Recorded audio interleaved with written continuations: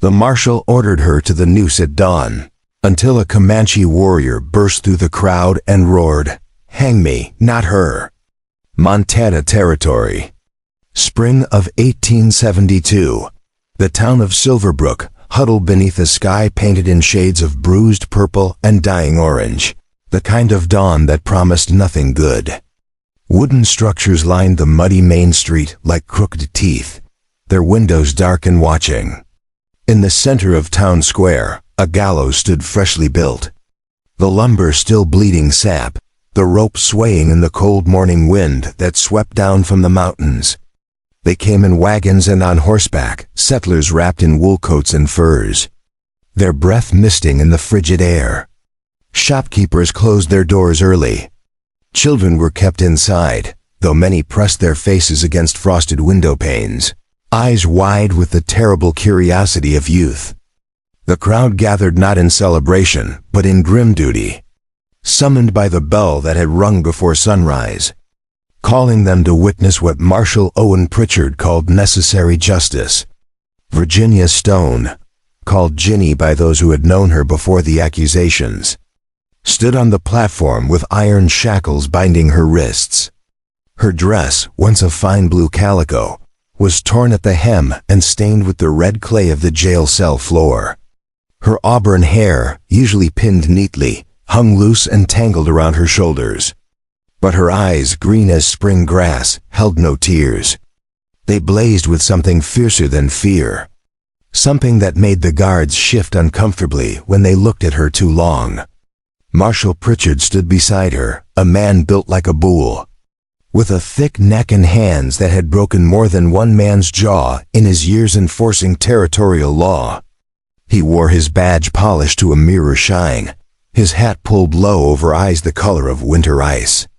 In his hand, he held a document sealed with wax, the official death warrant bearing the signature of Judge Cornelius Thorne. Virginia Stone, Pritchard's voice carried across the square, rough and commanding. You stand convicted of the murder of Deputy Samuel Merrick, a lawman in service to this territory. You are further charged with conspiracy to incite violence against lawful settlement and distribution of property. The sentence is death by hanging, to be carried out immediately. May God have mercy on your soul. A murmur rippled through the crowd. An old woman near the front clutched her shawl tighter and whispered to her neighbor, "She killed a deputy in cold blood, they say." "No," another voice hissed back. She was defending her claim. "Merrick tried to burn her out. Doesn't matter now," a man muttered, spitting tobacco juice into the dirt. "Law is the law." Ginny lifted her chin, her voice clear despite the chains. "I killed no one who didn't come to kill me first. Samuel Merrick set fire to my homestead with my brother inside. I defended my family, my land. That's not murder, that's survival." Pritchard's face reddened. "You'll hold your tongue, woman." "The court has spoken." "Your court," Ginny shot back. "Your judge. Your law that only protects men like you and Thorne, who want to steal land from those who won't sell." The marshal raised his hand, and one of the guards struck Ginny across the face with the back of his glove. Her head snapped to the side, blood appearing at the corner of her mouth, but she didn't cry out. She straightened slowly, her eyes finding Pritchard's again, unflinching. The hangman, a gaunt man named Silas Crow, approached with the noose. His fingers worked the knot with practiced efficiency, 13 coils, the way he'd been taught. The crowd fell silent, the only sound the creak of rope and the distant cry of a hawk circling overhead. Then, from the back of the gathering, a commotion. Voices raised in alarm. The crowd parted like water before the prow of a ship, people stumbling backward, some reaching for weapons. Through the gap strode a figure that made even the hardest men take a step back. Gray Eagle stood 6 feet tall, his frame lean and corded with muscle earned from a lifetime on the plains. He wore buckskin leggings and a shirt decorated with intricate beadwork, his long black hair hanging loose past his shoulders, adorned with 2 eagle feathers that marked his status as a warrior of the Comanche people. Across his chest, scars told stories of battles fought and survived.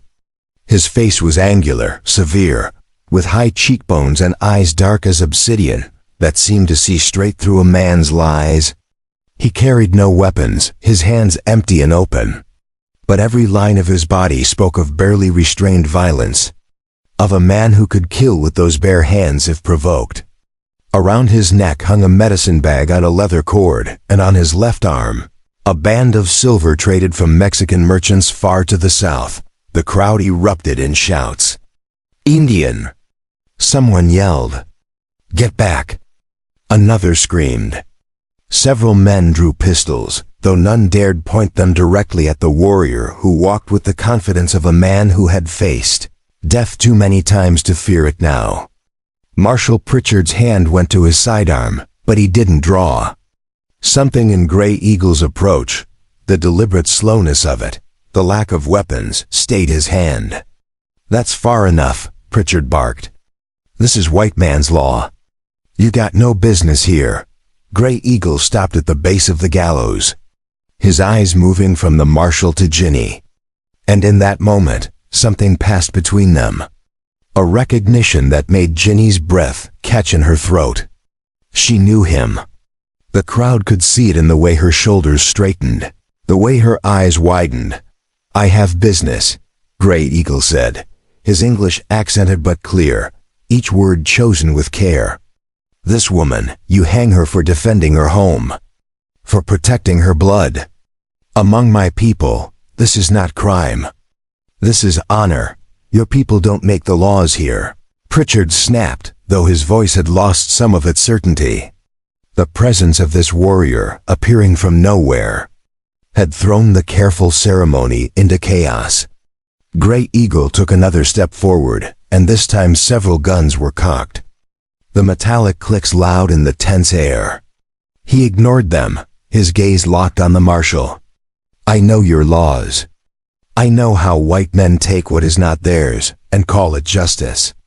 I know how you make paper that says land belongs to you, when it belonged to the earth long before you came. This ain't about land disputes," Pritchard growled. "She killed a deputy, and I have killed many men," Gray Eagle replied, his voice calm, almost conversational. "Men who came to take, to burn, to destroy. If killing those who bring violence makes one worthy of rope, then hang me instead." The words landed like a thunderclap. The crowd went utterly silent, even the wind seeming to hold its breath. On the platform, Ginny stared at Gray Eagle, her lips parting in shock. The hangman's hands stopped their work, the noose dangling loose. Pritchard's face went from red to purple. "What did you say?" Gray Eagle spread his arms wide, offering himself. "Hang me, not her. I offer my life for hers. This is straight, your people understand, yes?" "One life for another, you're insane," the Marshal sputtered. But there was something in his eyes now, a calculation. The crowd was murmuring, louder now, some voices angry, others confused. An old rancher near the front spoke up, his voice carrying. "Marshal, what's he playing at?" "He's trying to disrupt justice," Pritchard declared, but his hand had moved away from his gun. He was thinking, weighing options. Gray Eagle lowered his arms, but did not step back. "You want justice? Or you want show? You want to prove your power by killing women? Where is honor in that? Where is strength?" He paused, letting the words sink in. "But if you hang warrior, man who has fought your soldiers, man who has led raids, man whose name is known across plains, then you have victory worth speaking of." Ginny found her voice, hoarse but desperate. "Gray Eagle, no. Don't do this." He looked up at her, and for just a moment, his hard expression softened. "3 winters ago, you gave me water when I was wounded and hunted. You hid me in your barn. You asked no questions, showed no fear. You saved my life, Ginny Stone. Now I return the debt." The Marshal's eyes narrowed, understanding dawning. "You two know each other. She is friend to the Comanche," Gray Eagle said simply. "She has shown respect to my people when others showed only hatred. She traded fairly, spoke truthfully. This is why I come. This is why I offer. Pritchard looked between them, his mind racing. The political calculation was obvious to anyone watching closely. Executing a white woman, even one convicted of murder, was messy, especially one who claimed self-defense. But capturing a Comanche warrior, one who admitted to killing soldiers, to leading raids, that was something else entirely. That was the kind of justice that would be celebrated in the territorial newspapers. That would cement his reputation. That might even lead to higher office. You're confessing to crimes against the United States? Pritchard asked slowly, carefully.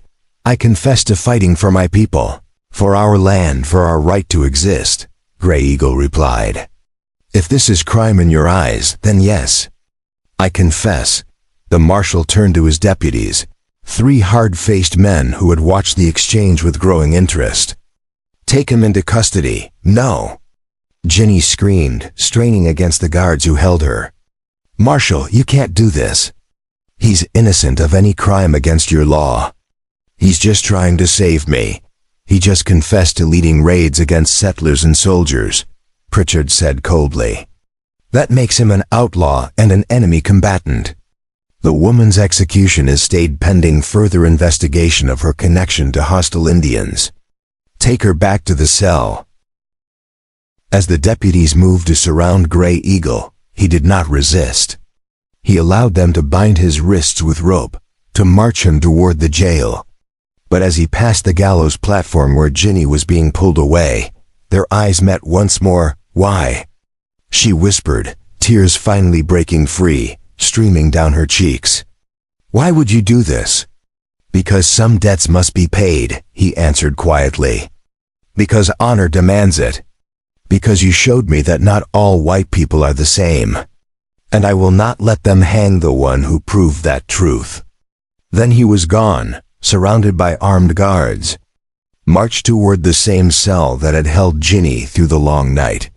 The crowd began to disperse, some angry at being denied their spectacle, others thoughtful, whispering about what they had witnessed. The gallows stood empty now, the noose swaying in the wind like a question left unanswered. Marshal Pritchard watched from the jail doorway as Gray Eagle was locked in the heavy iron cell at the back of the building. His deputy, a young man named Thomas Wade, approached nervously. Sir, what do we do now? We can't just execute him without a proper trial. We'll give him a trial, Pritchard said, a slow smile spreading across his face. A quick one. And then we'll hang him at sunset tomorrow. That'll give time for word to spread, for more people to come watch. Make it a real event. And the woman? Keep her locked up. She's leverage now, insurance that our Comanche friend stays cooperative. Besides, he added, his voice dropping, Judge Thorne will want to question her about her connections to the hostiles. Could be useful information. In the cell, Gray Eagle sat on the rough wooden bench, his back against the cold stone wall. He could hear Ginny in the adjacent cell, her sobs muffled but audible through the thick walls. He closed his eyes, his hands bound before him, and let his mind drift back 3 years, to the day she had saved his life. He had been wounded in a skirmish with cavalry soldiers. An arrow through his shoulder and a bullet grazed across his ribs.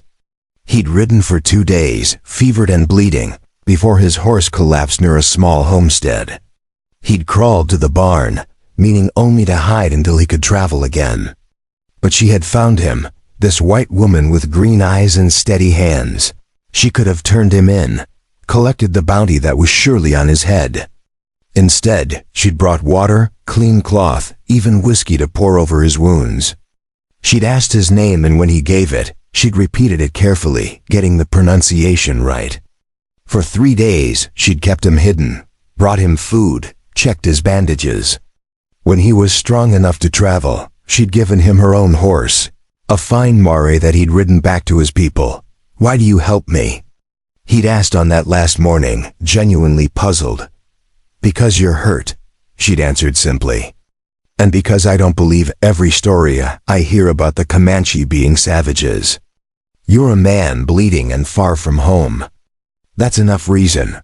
Now, sitting in this cell, knowing that tomorrow he would likely hang, Grey Eagle did not regret his choice. A debt of honor had to be repaid. Among his people, this was understood. Your life for mine, mine for yours. The circle completed, but he had not told Ginny everything. He had not told her that 3 years ago, after she'd saved him, he'd returned to his band and spoken of her to the elders. He had not told her that they had watched over her homestead from a distance. That when rustlers had come in the night 2 summers ago, it was Comanche arrows that had driven them off, leaving them to believe they'd stumbled into hostile territory. He had not told her that her brother, killed in the fire that led to her arrest, had been avenged already. That the men who'd truly set that blaze had been found dead on the prairie. Their bodies left for the buzzards. These things he kept silent, because they would not help her now. What mattered was that she lived, that she did not hang for defending herself against men who had come to steal and kill. If his death bought her freedom, then it was a trade worth making. In the other cell, Ginny pressed her face against the bars, trying to see through the darkness to where she knew Grey Eagle sat. Her mind raced with memories, with guilt, with desperate plans that all seemed hopeless. The Marshal had them both now, and she knew Pritchard well enough to know he would not let this opportunity slip away. "Grey Eagle," she called softly, her voice barely above a whisper. "I am here," came the reply, calm and steady. "There has to be a way out of this. There has to be something we can do. There is always a way," he said. "But sometimes the way is through the fire, not around it. Do not lose hope, Ginny Stone. The sun sets, but it also rises." She wanted to believe him, wanted to hold on to that hope. But as the morning light crept through the barred window, illuminating the cold stone and iron of her prison, hope felt like a luxury she could no longer afford outside. Marshal Pritchard was already composing the telegram to Judge Thorne, his fingers almost trembling with anticipation. This would be his crowning achievement, the capture and execution of a Comanche war leader. His name would be known throughout the territory, perhaps even back east. He did not yet know that he had set in motion events that would bring his own crimes to light, that would expose the corrupt land grab that had led to Deputy Merrick's death and Ginny's false conviction. He did not know that the Comanche warrior sitting calmly in his cell had friends, both red and white, who would not let him hang without a fight. And he certainly did not know that the greatest threat to his plans was not a rescue attempt or a jailbreak, but the truth itself, waiting to be unearthed like gold beneath the Montana soil. The jail cell reeked of mildew and old sweat, the air thick enough to choke on. Grey Eagle sat perfectly still on the wooden bench, his breathing slow and measured, while in the adjacent cell, Ginny paced like a caged wolf. The iron bars between them allowed only shadows and whispers to pass through. Dawn had given way to full morning, and with it came the sounds of Silverbrook awakening to the news that had already spread like wildfire through the town.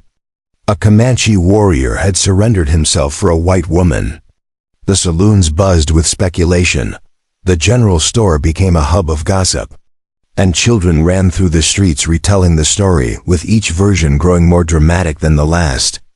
Marshal Pritchard sat in his office at the front of the jail, boots propped on his desk, a cigar clenched between his teeth. Across from him sat Judge Cornelius Thorne, a skeletal man in his 60s with skin like parchment and eyes that held all the warmth of a January blizzard. Thorne had arrived within hours of receiving Pritchard's telegram, riding hard from Helena with 2 armed clerks in tow. "This is quite the development, Marshal," Thorne said, his voice dry as desert sand. "Though I must say, it complicates matters considerably." Pritchard waved his hand dismissively. "How so?" "We've got ourselves a genuine hostile, confessed to raiding and killing. The stone woman can wait. This warrior is the real prize." Thorne steepled his fingers, regarding the Marshal with the patient expression of a snake watching a mouse. The stone woman was convicted because she stood in the way of progress, Because her land sits on top of what my geological survey indicates is a significant silver deposit. Her execution was meant to send a message and clear the path for proper development. And it still can, Pritchard insisted. We hang the Indian tomorrow, make a show of it. Then we quietly deal with the woman afterward. Unless, Thorne interrupted softly, someone begins asking questions about why a Comanche warrior would sacrifice himself for a homesteader he supposedly barely knows. Unless curious minds start investigating the connection between them, and in doing so, stumble upon the irregularities in her trial, the Marshal's confidence wavered. What irregularities? We had witnesses we paid, Thorne corrected coldly. We had a deputy who died in a fire that you and I both know was not started by Miss Stone, but by men acting on my orders to drive her off her claim. Samuel Merrick was supposed to frighten her, not die in the blaze. That complication cost us $3,000 in bribes to make sure the right story reached the jury. Pritchard shifted uncomfortably in his chair. The fire got out of hand. Merrick panicked when her brother fought back.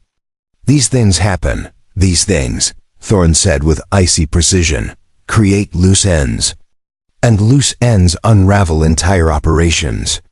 I've spent 15 years building a network of land acquisition across this territory. I've made myself and my associates very wealthy by staying ahead of railroad development, mining surveys, and homestead laws. I will not let one stubborn woman and a savage destroy what I've built. So what do you suggest? Pritchard leaned forward, his cigar forgotten in the ashtray. Thorne was silent for a long moment, his bony fingers drumming against the arm of his chair. We need to know exactly what their connection is, what she might have told him, what he might know about our operations. Then we need them both to disappear in a way that raises no federal suspicions. An escape attempt gone wrong, perhaps. Both shot while trying to flee. Tragic but necessary. The town saw him surrender peacefully, Pritchard pointed out. They'll have questions if he suddenly tries to escape.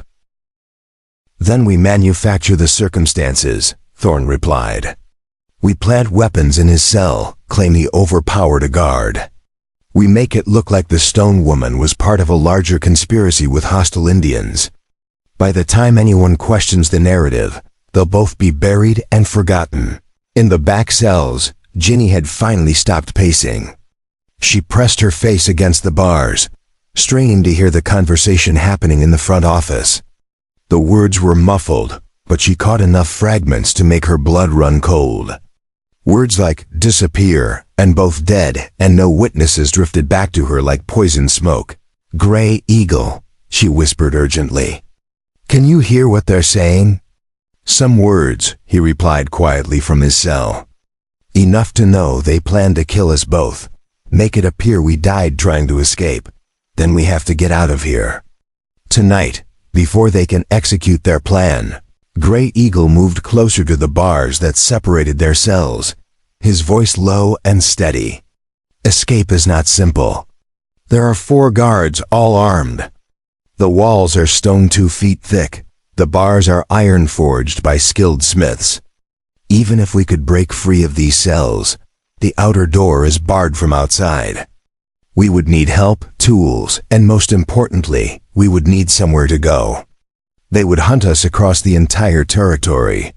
Better to die fighting than waiting for a bullet in the back, Ginny said fiercely, her hands gripping the cold iron until her knuckles went white. Better not to die at all, Gray Eagle answered. We need allies on the outside, people who can bring truth to light, who can expose Pritchard and Thorne for what they are. Ginny slumped against the bars, exhaustion and despair washing over her. Everyone I trusted is dead or too terrified of the Marshal to speak. My brother Daniel is gone, murdered in that fire. My neighbors, the Calloway family, they left Montana after Pritchard threatened to burn them too. The banker who held my father's will, he disappeared last year, and his replacement destroyed all the old records. There's no one left who would stand against them. There is always someone, Gray Eagle said with quiet conviction. Among my people, we have a saying, the eagle sees what the mouse cannot. We are mice now, trapped on the ground, our vision limited by these walls. But there are eagles watching from heights we cannot see, seeing movements and patterns we cannot perceive from here. Before Ginny could respond, the heavy door to the cell block groaned open on rusted hinges.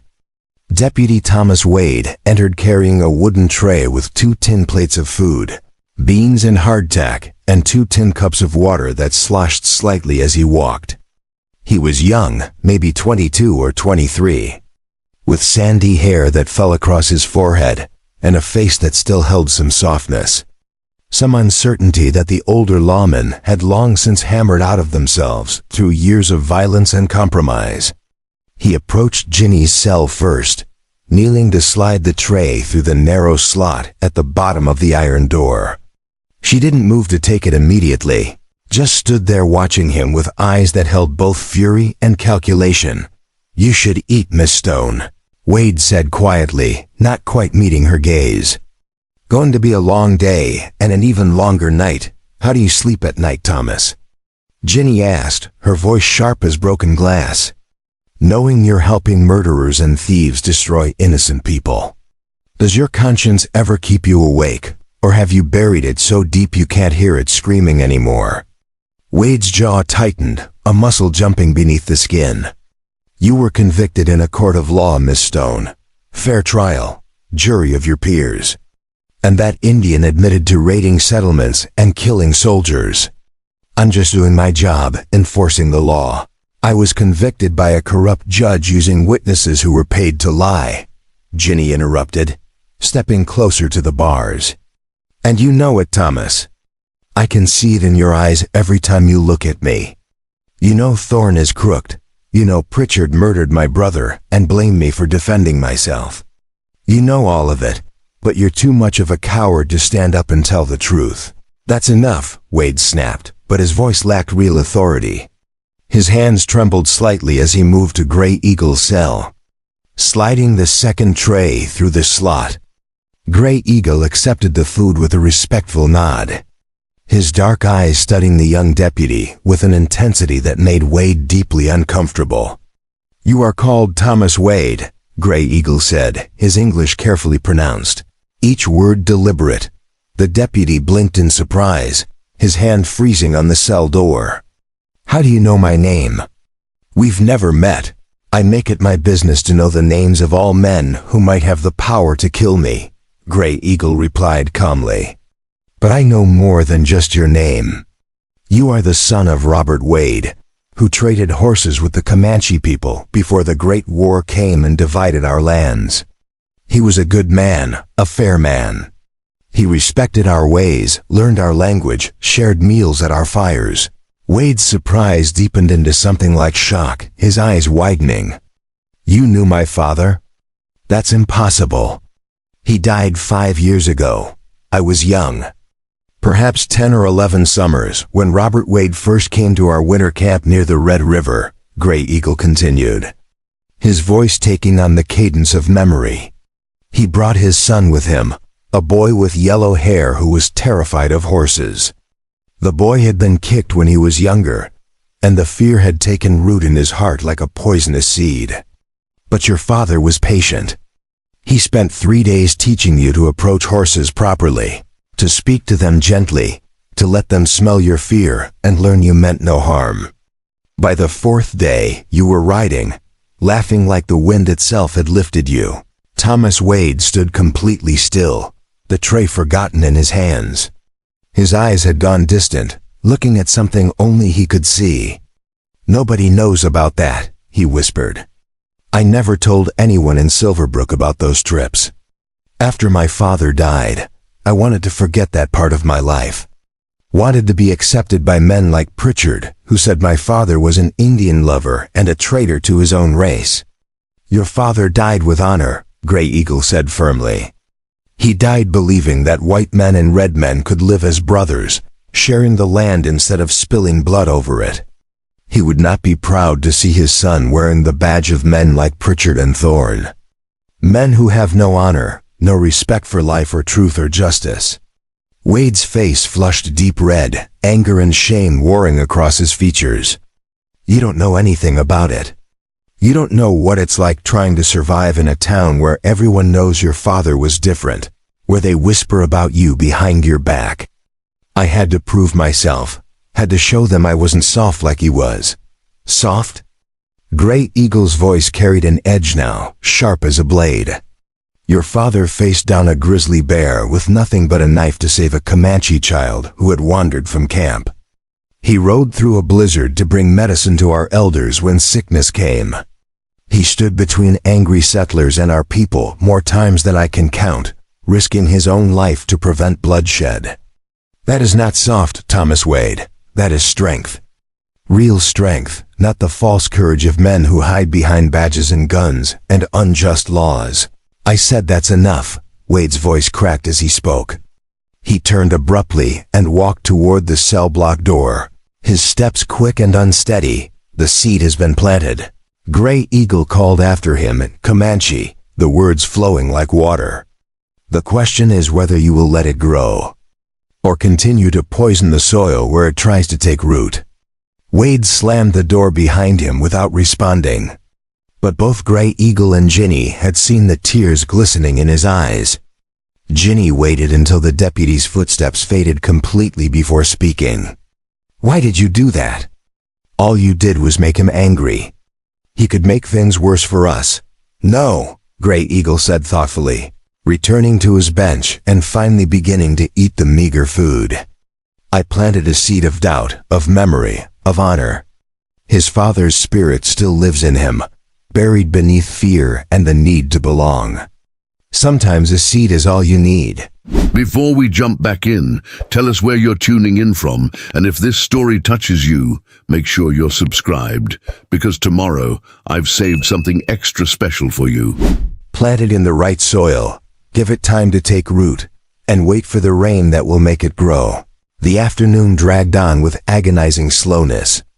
Outside the jail, the sounds of construction echoed through the streets as workers reinforced the gallows structure, adding rows of benches for spectators, preparing for tomorrow's execution to become a grand public spectacle. Pritchard wanted it memorable, wanted people talking about it for years to come. The capture and hanging of a Comanche war leader would cement his reputation, possibly even launch a political career. As the sun began its slow descent toward the jagged peaks of the western mountains, painting the sky in violent shades of orange and crimson that looked like the heavens themselves were bleeding, a new visitor arrived at the Marshal's office. He was a tall, lean man in his 50s, dressed in the somber black suit and crisp white collar of a traveling preacher. His face was weathered by sun and wind but kind, with deep lines around his eyes that spoke of both laughter and sorrow. Wire-rimmed spectacles perched on his nose, and he carried a worn leather Bible under one arm. Marshal Pritchard, the preacher said, removing his broad-brimmed hat to reveal thinning gray hair. My name is Reverend Samuel Grayson, recently arrived from St. Louis on the circuit. I heard about tomorrow's execution and felt called by the Lord to offer spiritual counsel to the condemned man. Every soul, no matter how lost, deserves the opportunity to make peace with God before meeting their judgment. Pritchard looked up from the bottle of whiskey he'd been nursing since his meeting with Judge Thorne, his eyes slightly glazed. Mighty Christian of you, Reverend, but I don't think a heathen Comanche has much use for Bible verses and salvation talk. Those savages worship rocks and trees and animal spirits. Grayson smiled with practiced patience, the kind of expression perfected through years of dealing with skeptical frontier folk. The Lord works in mysterious ways, Marshal. I've seen hardened outlaws weep like children when faced with their own mortality. I've seen atheists pray with desperate faith in their final hours. Perhaps this warrior will surprise us both. Surely you wouldn't deny a man, even an enemy, his last chance to seek redemption? The Marshal considered this, swirling the amber liquid in his glass. Finally he shrugged with the careless gesture of a man who held all the power and saw no threat in a Bible-carrying preacher. Suit yourself, Reverend. But you've got 15 minutes, not a second more. And Deputy Wade stays in the room with you the entire time. Can't have you slipping him weapons or hacksaw blades or plotting some kind of jailbreak. I've read about those tricks in the dime novels. Of course, Marshal, Grayson agreed smoothly, his voice humble and accommodating. I appreciate your cooperation in this spiritual matter. The Lord will surely remember your mercy. Deputy Wade, who had been sitting quietly in the corner trying to avoid thinking about his earlier conversation with Gray Eagle, stood reluctantly and led the Reverend toward the back of the jail. His hands still trembled slightly as he unlocked the heavy door to the cell block, the iron key scraping in the lock with a sound like fingernails on slate. Grayson approached Gray Eagle's cell with his Bible held prominently before him, his expression appropriately somber and concerned. In the corner, Wade positioned himself with clear sight lines to both cells, his hand resting on his holstered pistol, though his heart clearly wasn't in the vigilance. My son, Grayson began, his voice carrying the practiced cadence of countless sermons delivered in frontier churches and tent revivals. I've come to speak with you about the state of your immortal soul, about salvation and redemption and the eternal grace that awaits all who truly repent. Gray Eagle regarded him with steady dark eyes that seemed to see through the performance to something deeper beneath. My soul belongs to the Great Spirit, to the earth and sky and all living things. Your God and mine, perhaps they are the same, just called by different names in different tongues. The Spirit that moves in all things does not care what words we use to name it. Grayson's eyebrows rose slightly, genuine interest flickering across his weathered face. A philosopher as well as a warrior. I've studied the spiritual beliefs of many tribes during my travels, and I believe you may be right. The divine speaks in all languages. But, his voice dropped lower, barely above a whisper. That's not actually why I'm here. In the corner, Wade shifted his weight from foot to foot, uncomfortable but not yet suspicious. Grayson moved closer to the bars, opening his Bible as if searching for a particular passage. But Gray Eagle could see that the interior of the book had been hollowed out, creating a hidden compartment containing a folded piece of paper and what looked like a small metal tool. I'm not actually a circuit preacher, Grayson murmured, his lips barely moving while his hands made a show of turning pages. My name is Samuel Grayson, but I work for the Pinkerton National Detective Agency. We've had Judge Cornelius Thorne under investigation for the past 8 months, tracking a pattern of land fraud, witness intimidation, murder, and conspiracy that stretches across 3 territories. We know about the silver deposits under Miss Stone's property. We know about the fire that killed her brother Daniel and Deputy Samuel Merrick. We know Thorne orchestrated the whole thing through hired men, then used Pritchard to cover it up and frame Miss Stone for defending herself. Gray Eagle's expression remained perfectly neutral, but his breathing changed rhythm slightly, the only sign of his intense focus. If you know all this, why are we still locked in these cells? Why has the truth not been spoken? Because knowing and proving are different things in a court of law, Grayson whispered urgently, his fingers sliding the paper through the bars with the subtle skill of a practiced magician. We need evidence that will stand up to federal scrutiny, not just territorial corruption. We need witnesses willing to testify who can't be bought or intimidated. We need documents that directly link Thorne to the crimes, preferably in his own handwriting. We're very close, extremely close. But we need more time. Time is a luxury we do not possess. Gray Eagle replied quietly, palming the paper and the small lockpick with movements so smooth, Wade didn't notice from his position in the corner. Tomorrow at sunset, the Marshal plans to hang me. And I have reason to believe he and the judge intend to kill Miss Stone as well, staging it to look like we died attempting escape. I know, Grayson said grimly, genuine concern crossing his face. Which is why I need you both to trust me and stay alive until we can move. There's another agent working this case from a different angle. Someone who has managed to gain access to Thorne's private office in Helena. If we can coordinate our efforts properly, if we can get our hands on his personal ledgers and correspondence. Reverend, Wade interrupted from the doorway. His voice uncertain but growing firmer. Your time is almost up. Marshal said 15 minutes. Grayson immediately raised his voice to normal volume, launching into a passionate prayer about redemption and forgiveness that was loud enough to satisfy any listening ears while he pressed one more small item through the bars. A thin piece of wire that could serve multiple purposes in skilled hands. After delivering the same blessing to Ginny, who played along despite her confusion about what was really happening, Grayson departed with appropriate solemnity. Wade locked the cell block door and returned to the front office, leaving the prisoners alone once more. Gray Eagle waited until he was certain they were alone before unfolding the paper, angling it toward the fading light from the barred window. It was a detailed map of the jail and surrounding buildings, showing the positions where guards would be stationed throughout the night, the timing of shift changes, the location of weapon storage, and most importantly, a marked spot in the alley behind the building where help would be waiting at midnight.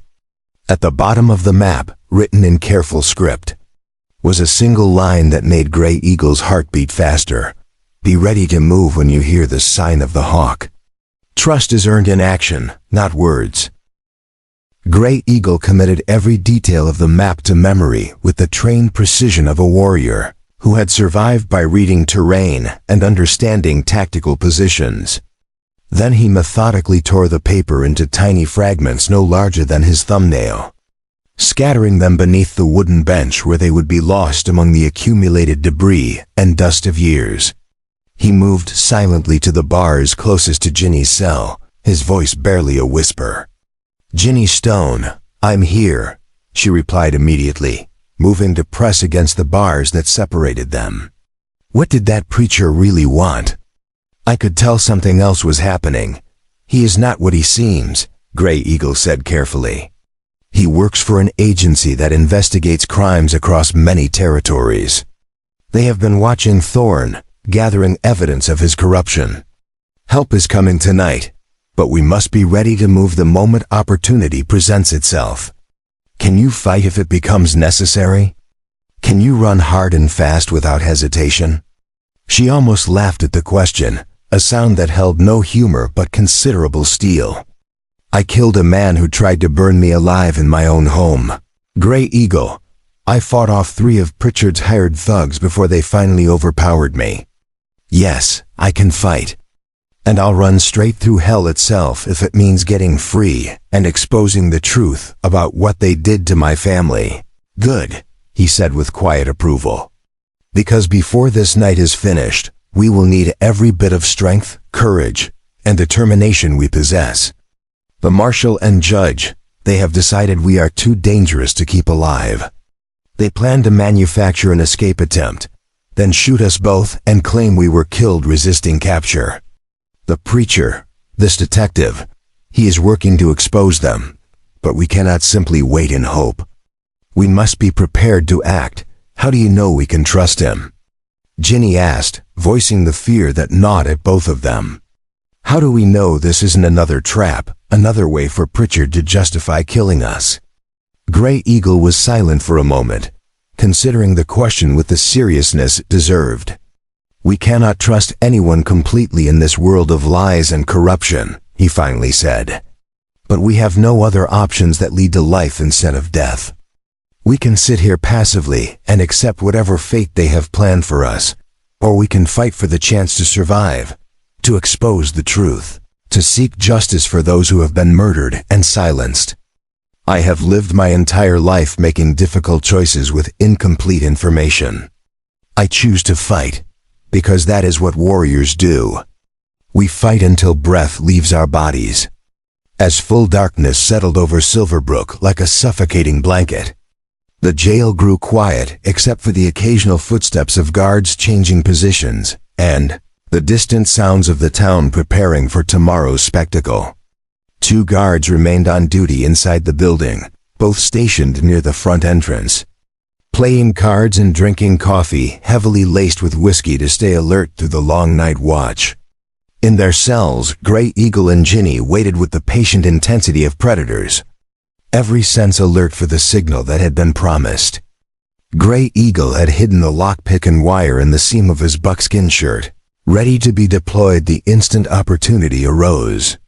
Ginny had torn strips from her petticoat, wrapping them around her hands to serve as crude but effective brass knuckles if close combat became necessary. The hours crawled past with agonizing slowness. 11 o'clock came and went, marked by the distant chime of the church bell. Then 11:30. The guards in the front room grew louder, their voices slurred, their card game deteriorating into arguments about who was cheating. Then, just as the church bell began to toll midnight, a sound cut through the darkness that made Grey Eagle's entire body go rigid with recognition. The cry of a hawk, distinctive and piercing. Though no hawk should be calling in the dead of night when those birds roosted silent in the trees. Grey Eagle moved silently to the small barred window, peering into the alley behind the jail. In the faint moonlight filtering through scattered clouds, he could see shadows moving with the practiced silence of men who knew how to walk unseen and unheard. He counted at least 5 figures, possibly more lurking beyond his limited field of vision.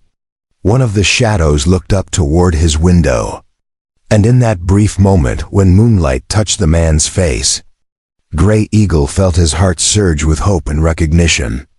Running Fox, his cousin, a warrior he had fought beside in a dozen battles, a man he trusted with his life, the rescue had begun. But what happened in the next few minutes would determine whether they lived to see another sunrise, or died in a hail of bullets before they could expose the truth that threatened to bring down Pritchard, Thorne, and the entire corrupt empire they had built on stolen land and murdered innocents.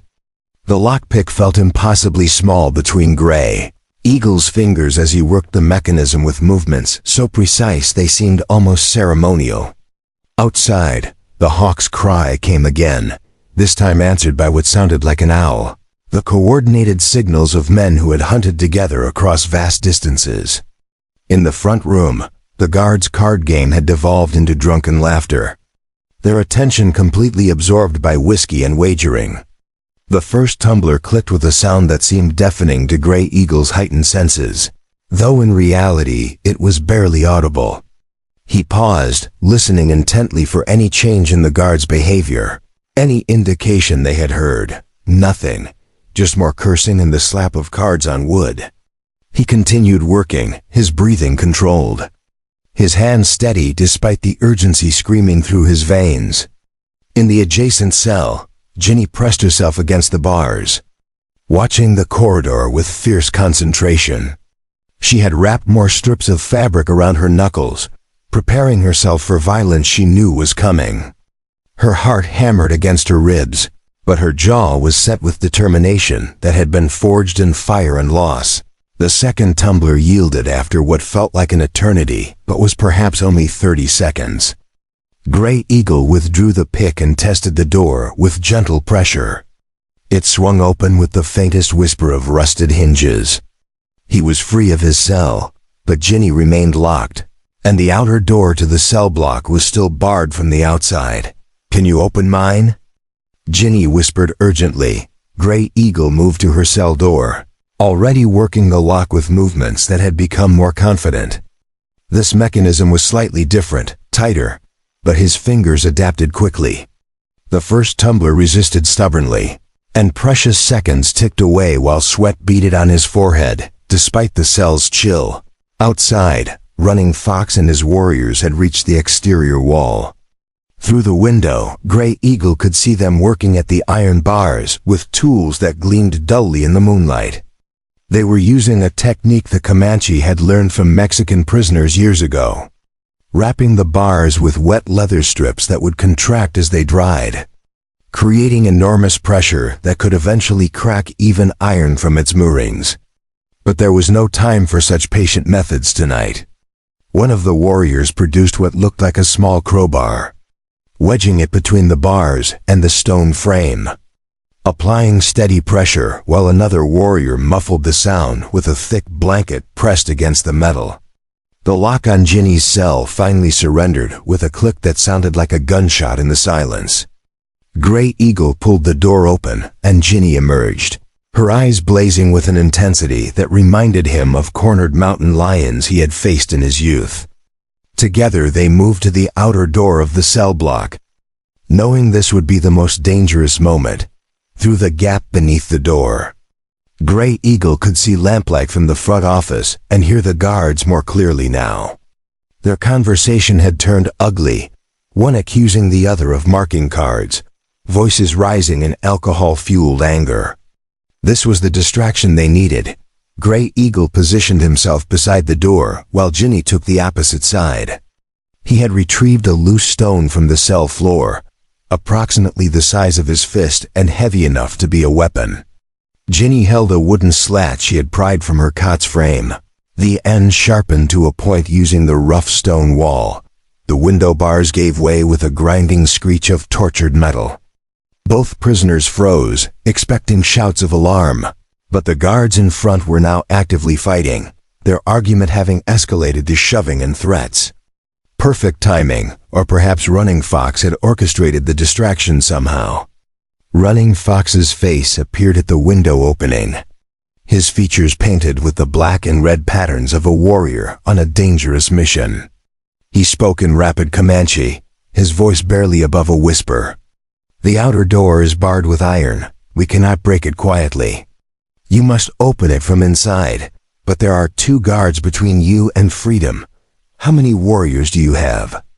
Gray Eagle asked in the same language. 5, including myself. 2 more wait with horses 1 mile north, beyond the creek. But if shooting starts, the entire town will wake, and we cannot fight 50 armed men. Gray Eagle nodded, his mind racing through possibilities and discarding those that carried too much risk. "Give me your knife."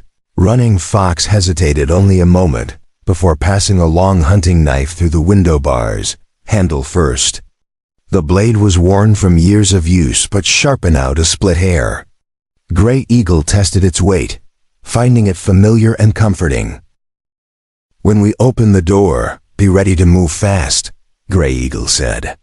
"We take the guards quietly if possible, but if they resist, we do what must be done." In the front office, one guard had shoved the other against the wall, and the sound of breaking glass suggested violence was escalating. This was the moment. Gray Eagle moved to the cell block door and began working on the interior bolt, a simple mechanism designed to be opened from the outside, but manageable from within if one had the right leverage. The bolt slid back with a metallic rasp. Gray Eagle pulled the door open just enough to see into the front office. The 2 guards were grappling with each other, both too drunk and angry to notice the movement behind them. One was Deputy Wade's partner, a thick-necked man named Carlson who had a reputation for brutality. The other was a newer hire whose name Gray Eagle had never learned. Gray Eagle burst through the door with the explosive speed of a striking snake, covering the distance to the nearest guard in 3 silent strides. His arm locked around the man's throat from behind, cutting off air and blood flow to the brain with pressure that was precise and merciless. The guard struggled for perhaps 5 seconds before going limp. Carlson released his opponent and spun toward the commotion, his hand reaching for his holstered pistol. But Ginny was already moving, swinging the wooden slat with all her strength. It connected with Carlson's temple with a sickening crack, and the big man stumbled sideways, blood streaming from the gash she had opened. He was still conscious though, still dangerous, and his hand had found his gun. Gray Eagle threw the knife with a motion that was pure instinct, years of hunting making the movement automatic. The blade tumbled once through the air and buried itself in Carlson's shoulder, causing him to drop the pistol with a howl of pain. Gray Eagle was on him before the gun hit the floor, delivering a hammering blow to the jaw that snapped Carlson's head back and dropped him unconscious to the wooden planks. The entire confrontation had lasted perhaps 15 seconds, but it felt like hours had compressed into moments of savage clarity. Running Fox and two other warriors were already inside, having climbed through the window with the fluid grace of men who had spent lifetimes moving silently through hostile territory. One moved immediately to bar the front door from inside, buying them precious minutes before anyone outside could investigate. Another began gathering weapons from the rack on the wall, rifles and pistols that would be needed for what came next. "We must move now," Running Fox said urgently. "The stable master sleeps light, and his quarters face this building. If he wakes and sees movement, where are the horses?" Gray Eagle asked, already moving toward the back door. "North Creek, 1 mile, as I said. White Moon and Black Otter wait there with 7 horses. Enough for all of us and 2 spare for switching if we must run far."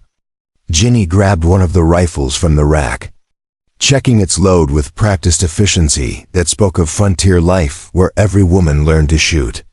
"They'll come after us at first light. Pritchard will form a posse, maybe call in cavalry from Fort Ellis. We'll have 50 men on our trail before noon. Then we must be far away before noon," Gray Eagle replied. "But first, there is something we need from the Marshal's office. Documents, evidence that can prove the judge's corruption." Running Fox grabbed his cousin's arm, his eyes intense with urgency. "That is foolish risk. We have you free. We should run while darkness covers us."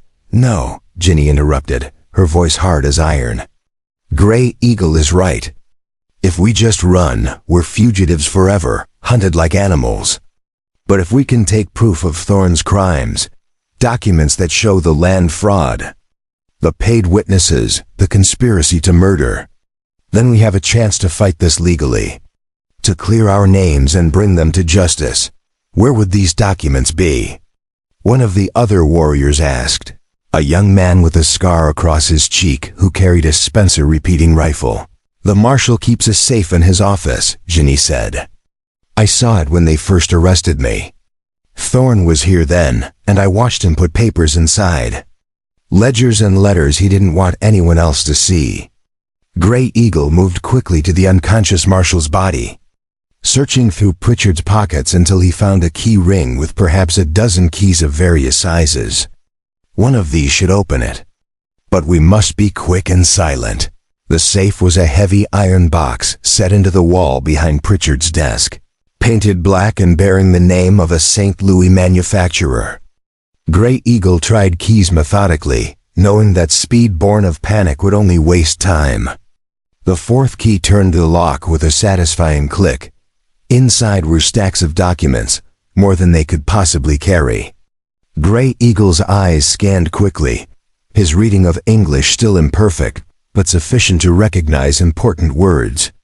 Land deeds, survey reports, letters bearing Judge Thorne's distinctive spidery handwriting. He grabbed what looked most official, most damning, stuffing papers inside his shirt. Ginny reached past him, her fingers closing on a familiar leather-bound journal. "This," she breathed.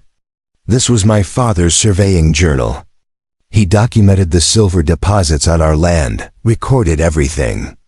Thorne's men stole it after the fire, and I thought it was destroyed.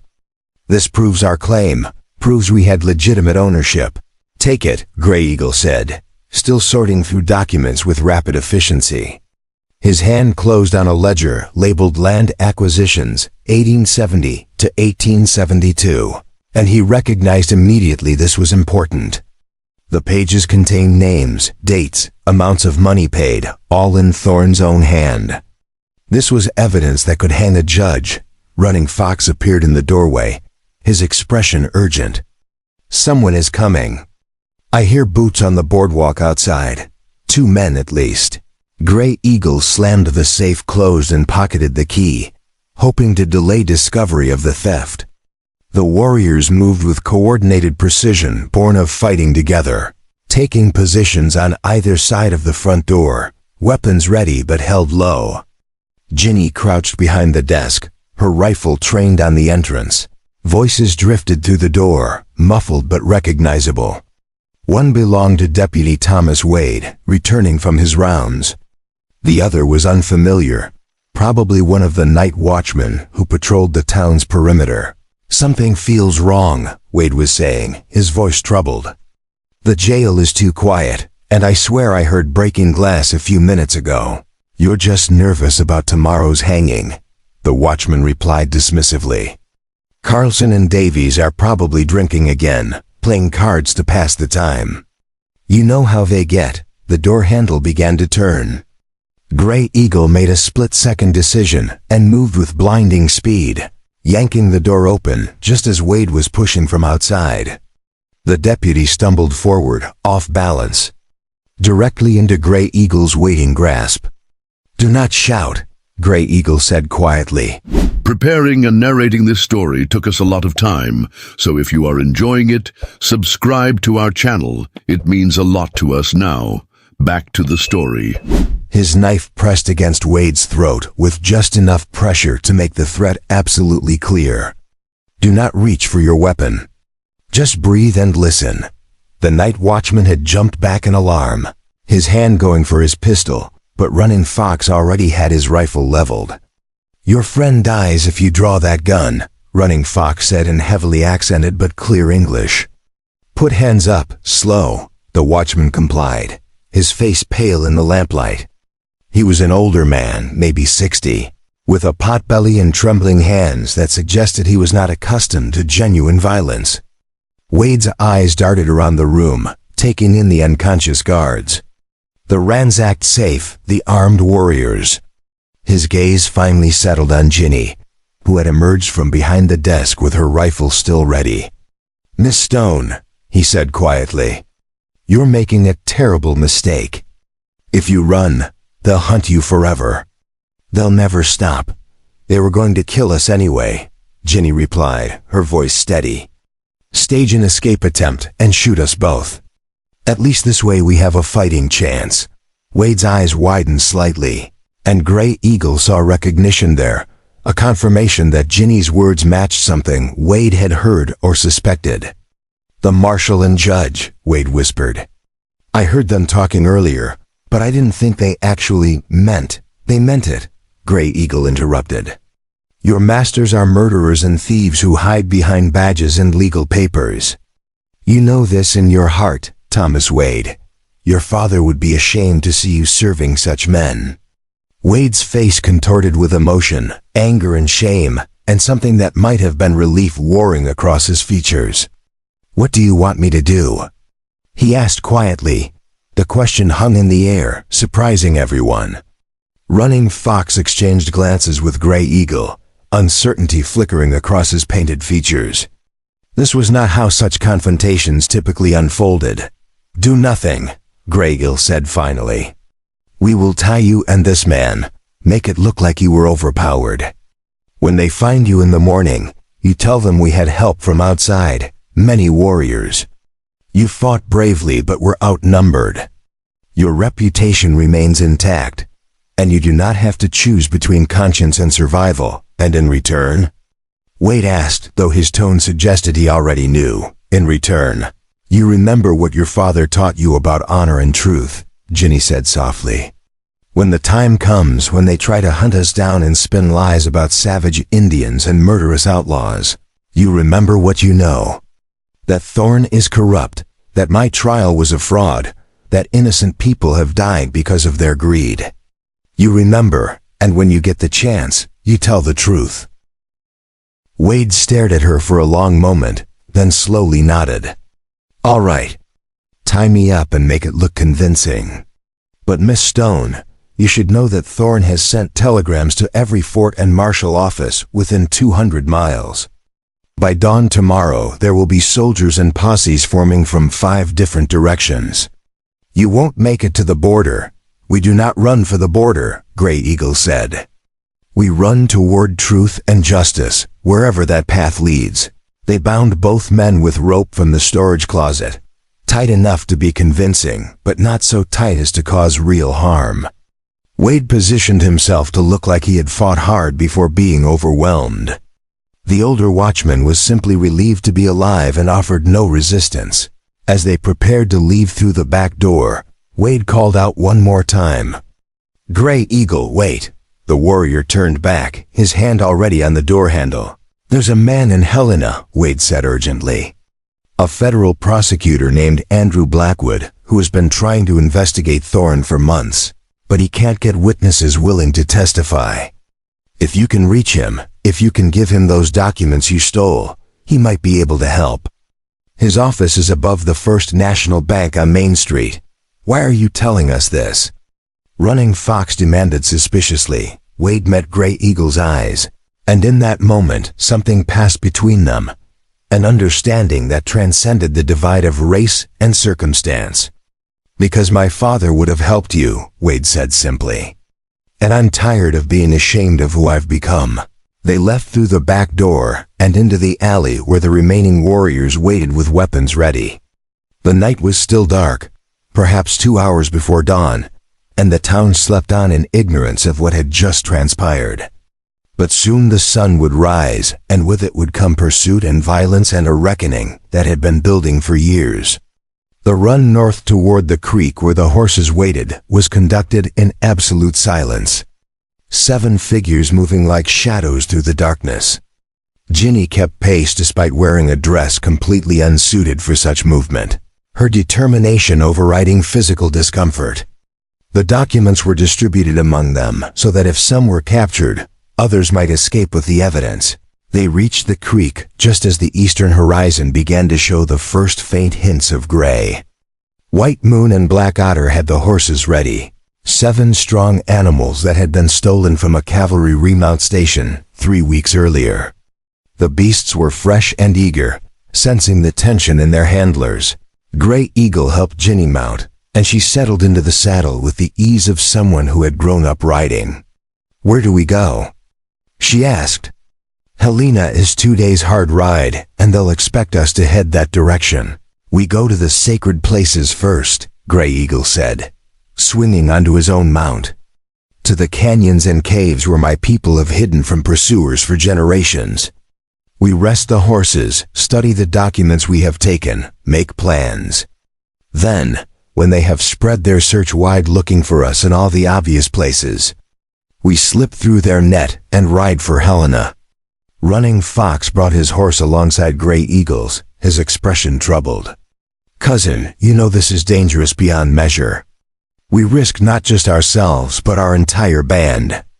If the army traces us back to our winter camp, they will attack our families in revenge." "I know," Gray Eagle acknowledged. "Which is why you and the others will leave us after we reach the hiding place. Return to our people. Tell them to move camp to the northern range until this storm has passed. Only I will continue with Ginny Stone to Helena." "You cannot face an entire territory alone," Running Fox protested. "I will not be alone," Gray Eagle replied, glancing at Ginny, who sat straight in her saddle despite exhaustion and fear. "I will have a warrior beside me who has already proven she would rather die fighting than accept injustice. Together we will either succeed in bringing truth to light, or we will die trying. Either way, our people will be safe." The warriors argued in rapid Comanche, debating the wisdom of the plan. But ultimately they all knew that Gray Eagle spoke with the authority of his position and his record of successful leadership. They would follow his commands, even if they disagreed with his choices.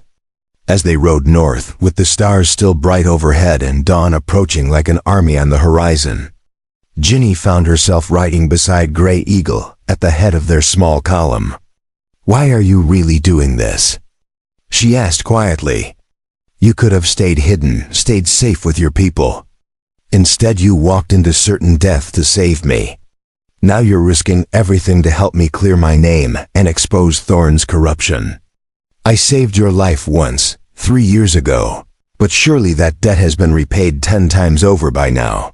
Gray Eagle was silent for so long she thought he might not answer. When he finally spoke, his voice carried the weight of truths long held private. "When I was young, maybe 15 summers, I believed what the elders taught us, that all white people were the same, that they wanted only to take and destroy, that peace between our peoples was impossible. Then the soldiers came and killed my sister during a raid on our camp. She was 9 years old, carrying water from the stream.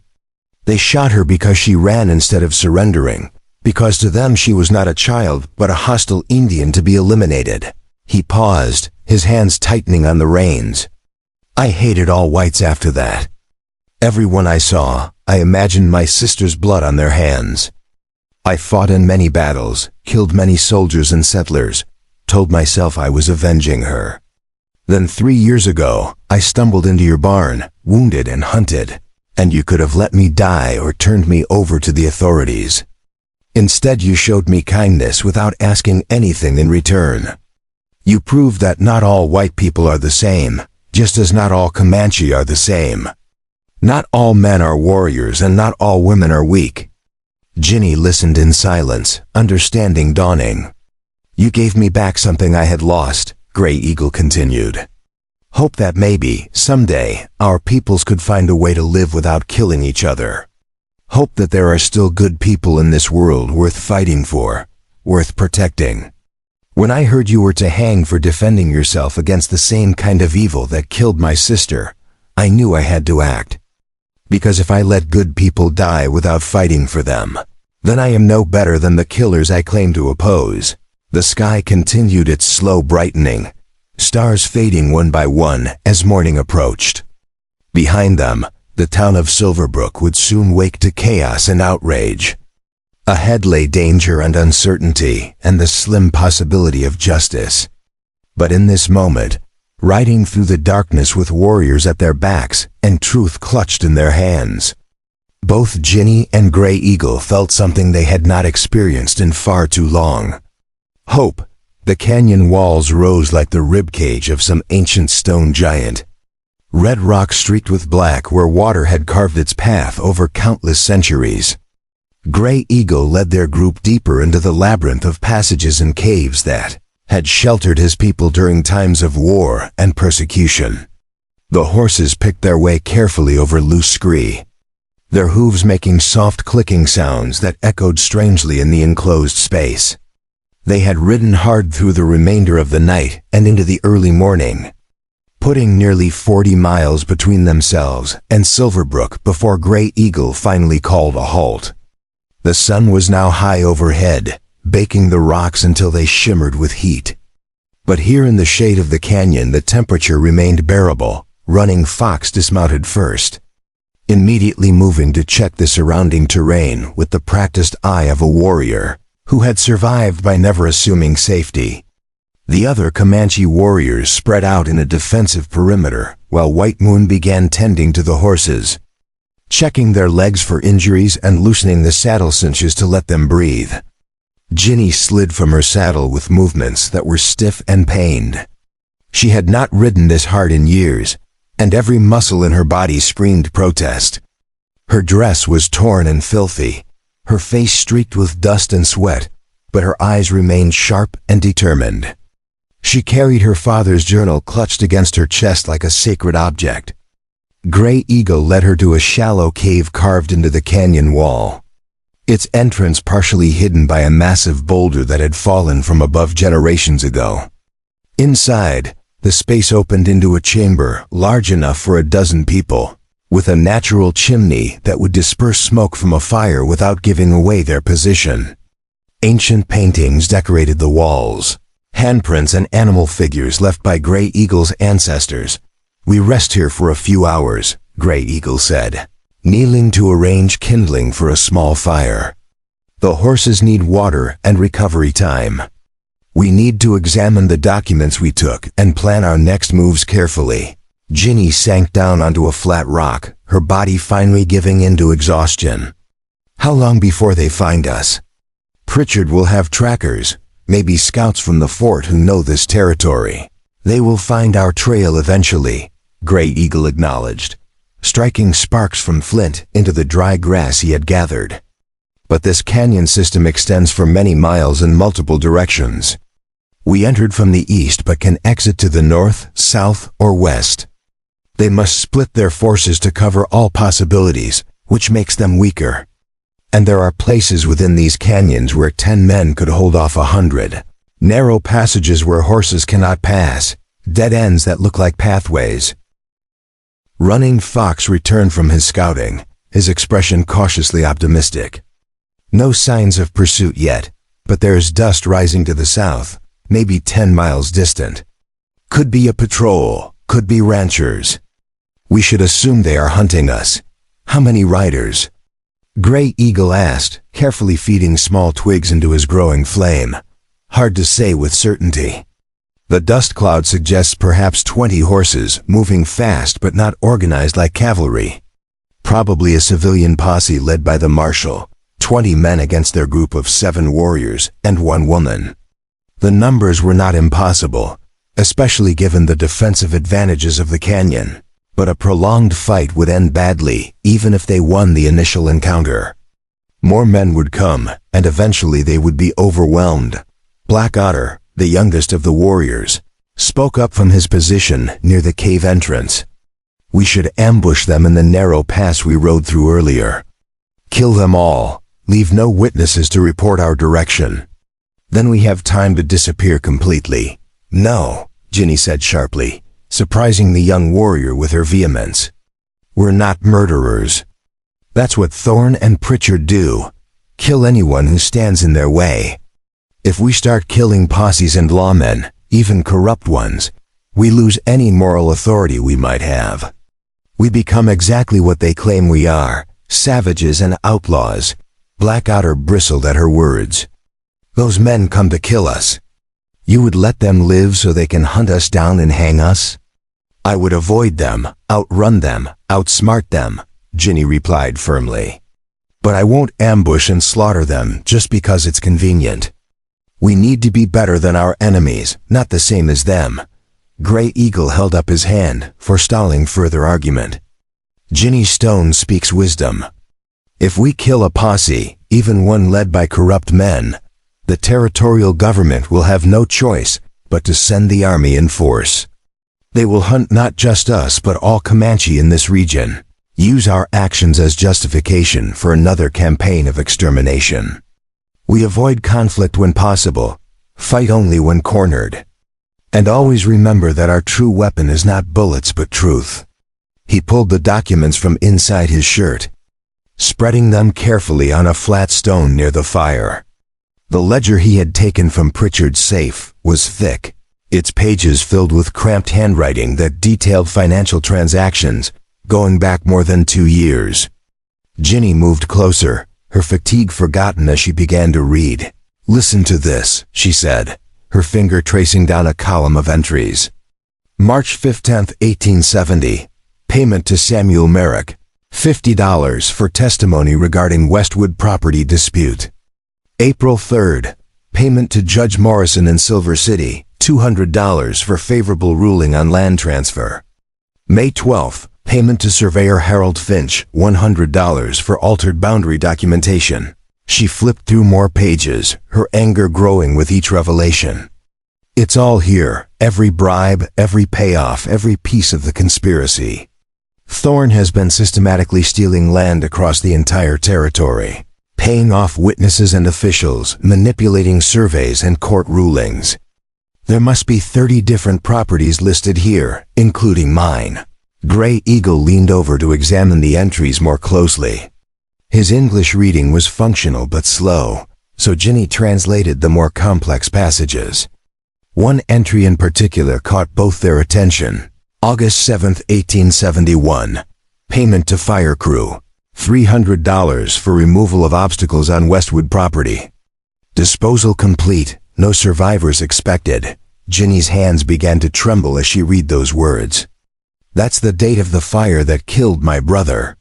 They're calling Daniel an obstacle, talking about his murder like it was a business expense. And there, look at this notation in the margin, in smaller script, almost as an afterthought. Someone had written, Deputy Merrick caught in blaze. Problematic but manageable. Will attribute to Westwood woman defending property. They killed their own man, Ginny whispered, her voice breaking. Merrick was working for them, helping them drive me off my land. And when he died in the fire they started, They framed me for his murder. They turned their mistake into an opportunity to get rid of me permanently. Running Fox had moved closer, listening to the translation even, though much of the legal terminology was foreign to him. This ledger, it proves the white judge is criminal, yes? You take this to other white authorities. They will arrest him? It should be enough, Ginny said, though doubt colored her words. But Thorne has connections throughout the territorial government. He's appointed judges, influenced elections, placed his people in positions of power for years. We need more than just this ledger. We need witnesses willing to testify, people who can corroborate what these documents show. Grey Eagle had been examining another set of papers, letters bearing official seals and signatures. What about these? They look important. Ginny took the letters, her eyes widening as she read. These are correspondence between Thorne and someone in Washington. A congressman named Rutherford Hayes. They're discussing railway development through Montana Territory, planning routes that will conveniently run through properties Thorne has been acquiring. This isn't just local corruption. This is a conspiracy that reaches all the way to the federal government. The implications were staggering and deeply discouraging. If Thorne had protection from Washington, if powerful men in the capital were involved in his schemes, then exposing him would be far more dangerous and difficult than they had imagined. White Moon appeared at the cave entrance, his face grave. The dust cloud is closer now, maybe 5 miles. They have split into 2 groups. One continues north toward us, the other has turned west, probably trying to circle around and cut off our escape routes. How much time before they reach this canyon? Grey Eagle asked, already beginning to gather up the documents. Perhaps 2 hours, maybe less if they push their horses hard. Grey Eagle turned to Running Fox. Take the others and leave now. Ride north and then east, making obvious trail for them to follow. Lead them away from our people's winter camp. When you have drawn them far enough, scatter and disappear. Meet back at the sacred springs in 3 days. Running Fox shook his head firmly. I will not abandon you, cousin. We stand together or die together. If we all stay, we all die, Grey Eagle said bluntly. But if you take most of our group and leave obvious trail, the trackers will follow you, thinking they pursue the main party. Meanwhile, Ginny and I slip away quietly, traveling light and fast toward Helena. It is our only chance. The other warriors began to protest, but Grey Eagle cut them off with a sharp gesture. This is not a discussion. I am still war leader of our band, and you will follow my commands. The mission now is not to fight but to survive, to get these documents to someone who can use them to bring justice. That mission is more important than any of our individual lives. Reluctantly, the warriors began to prepare for departure. Running Fox approached Grey Eagle one final time, gripping his cousin's shoulder with fierce affection. If you do not return within 1 moon, I will come looking for you. And I will burn down every white man's town between here and Helena until I find what remains. If I do not return within 1 moon, I am dead and you should forget about revenge, Grey Eagle replied. Focus instead on keeping our people safe, on protecting the children and elders. That is what matters, not avenging one warrior who chose his own path. They embraced briefly, then Running Fox mounted his horse and led the other warriors out of the canyon, deliberately making noise and leaving clear tracks in the sandy soil. Within minutes they had disappeared around a bend, and the sound of hoofbeats faded into silence. Ginny watched them go, then turned to Grey Eagle. Now what? We're alone in hostile territory with half the Montana law enforcement looking for us, carrying documents that implicate some of the most powerful men in the region. How exactly do we get to Helena alive? Grey Eagle smiled grimly, already moving deeper into the cave system. We become ghosts.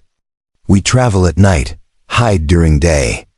We avoid all towns, all ranches, all places where people might see us. And we pray that the detective who visited us in jail was telling truth about federal prosecutor. "Who wants to investigate Thorn?" He led her through a narrow passage at the back of the cave, one that she had not noticed before in the dim light. The passage twisted and descended, requiring them to move in single file, sometimes crawling on hands and knees through tight spaces that scraped against shoulders and backs. Ginny fought down panic as the walls seemed to close in around her, trusting that Grey Eagle knew where he was leading. After perhaps 10 minutes of claustrophobic navigation, the passage opened into another chamber, this one completely hidden from the outside world. A small pool of clear water occupied one corner, fed by a spring that trickled from cracks in the rock. The air was cool and slightly damp, carrying the mineral smell of deep earth. "This place is known only to a few," Grey Eagle explained, kneeling beside the pool to drink. "My grandfather showed it to me when I was young, told me it had saved our people many times during wars with other tribes, and later when soldiers came hunting us.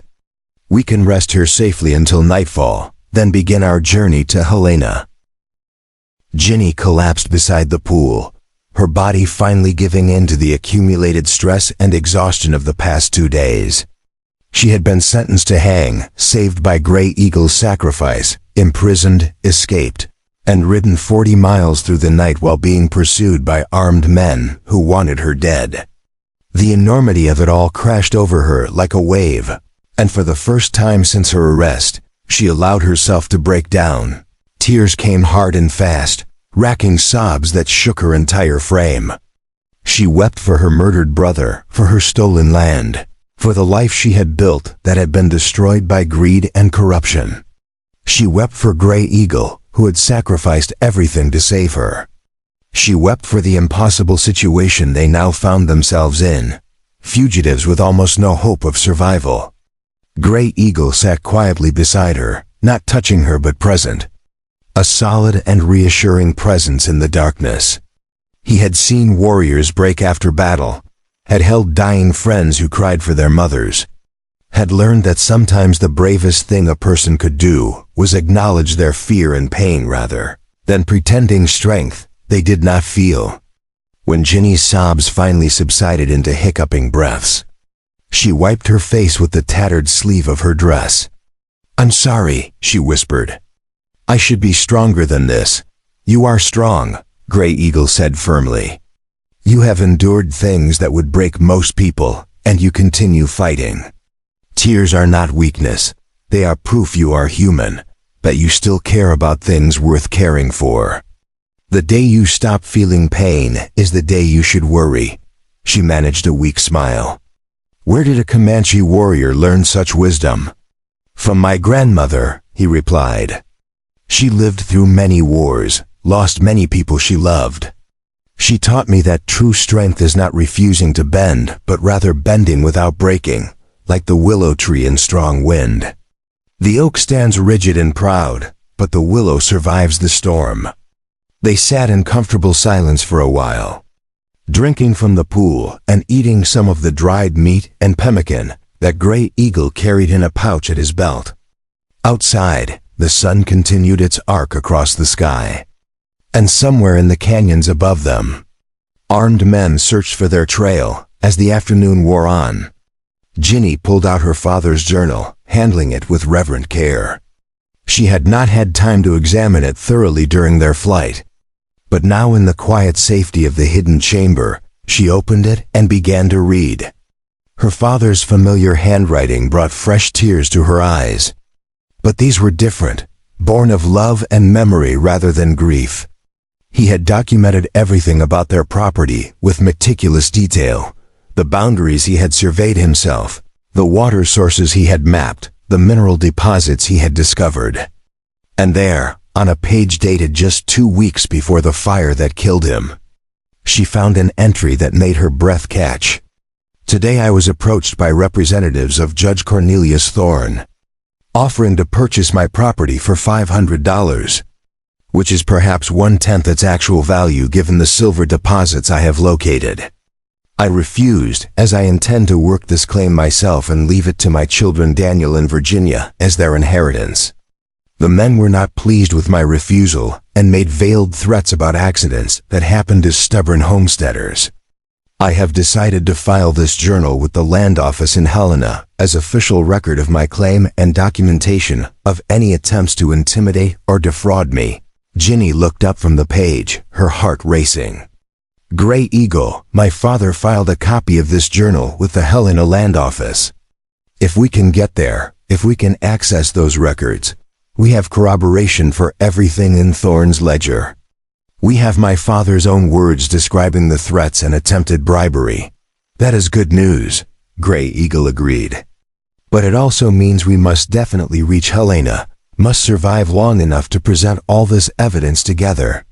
The journal alone might be dismissed as the writings of a dead man. The ledger alone might be claimed as forgery. But together, they form a pattern that is harder to deny. As darkness finally began to fall outside, Gray Eagle made preparations for their departure. They would travel on foot rather than horseback, moving more slowly but leaving far less trail for trackers to follow. He had weapons, his knife and a rifle taken from the jail, along with ammunition and basic supplies. It was not much, but it would have to be enough. Before they left the safety of the hidden chamber, Ginny stopped him with a hand on his arm. Gray Eagle, I need to say something. You've sacrificed everything for me, risked your life repeatedly, turned yourself into a fugitive when you could have stayed safe with your people. Why? And please don't just say, it's because I saved your life 3 years ago. There has to be more to it than that. He looked at her in the dim light filtering down from the cave entrance above, his dark eyes serious and searching. There is more, he admitted quietly. When you hid me in your barn, treated my wounds, gave me food and water and your own horse, you did something no white person had ever done for me. You saw me as a human being worthy of help, not as a savage to be feared or an enemy to be destroyed. In that moment, you gave me back something I had lost, hope that maybe the hatred between our peoples could someday end. He paused, gathering his thoughts. But there is something else, something I did not fully understand until I stood in that town square and offered to hang in your place. When I saw you on those gallows, chained and beaten but still defiant, still refusing to submit to injustice, I saw a warrior's spirit in you. Not Comanche, not white, just a human spirit that refuses to be broken. And I realized that such spirits are rare and precious, regardless of the skin they wear. The world needs people like you, Ginny Stone.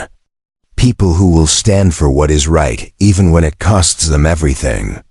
The intensity in his voice, the raw honesty in his words, created a moment of connection that transcended the desperate circumstances they faced.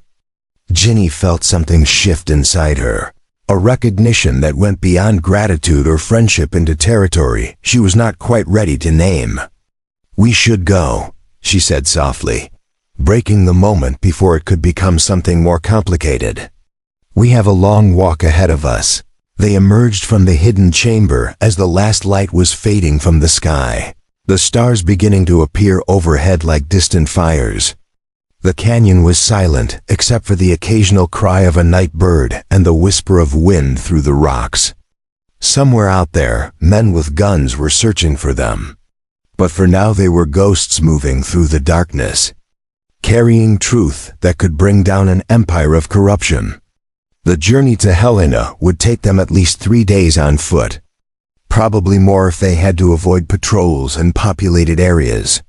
3 days of constant danger, limited food and water, sleeping in whatever shelter they could find.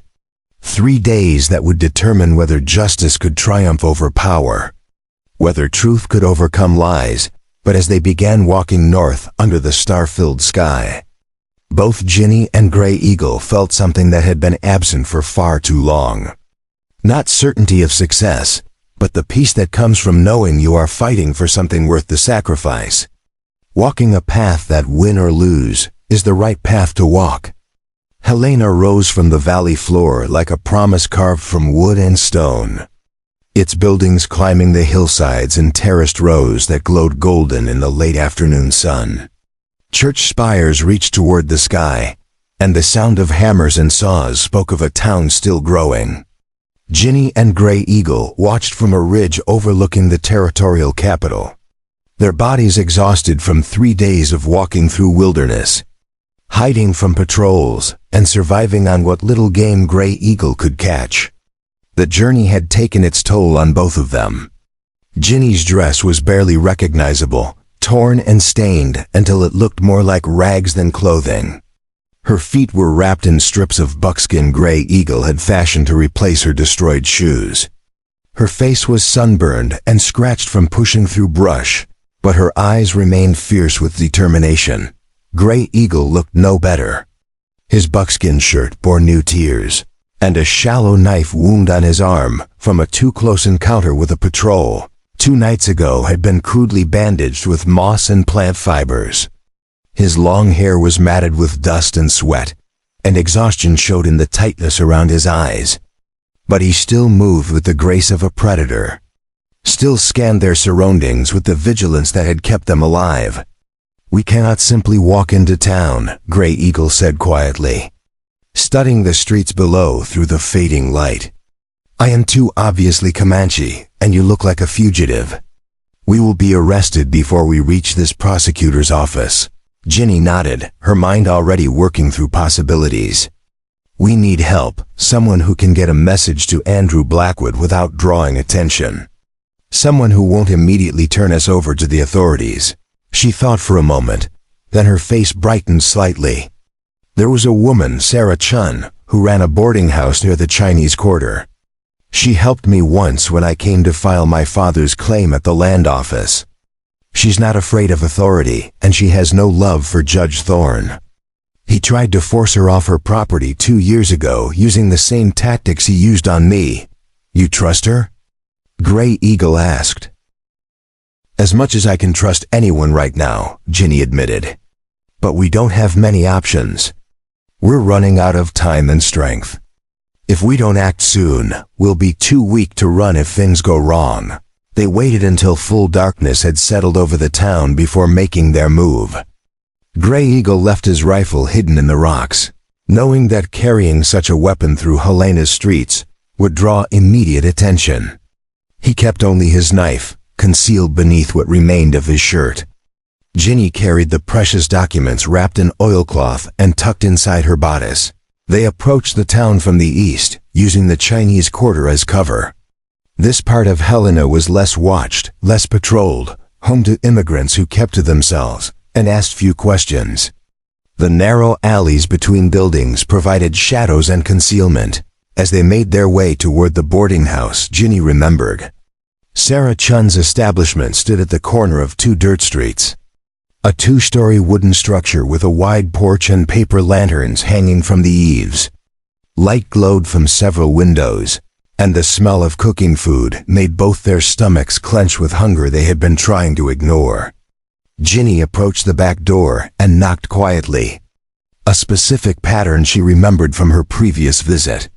After a moment, the door cracked open and a young Chinese woman peered out, her eyes widening at the sight of the bedraggled figures standing in the shadows. "Please," Ginny whispered urgently. "I need to see Sarah Chun.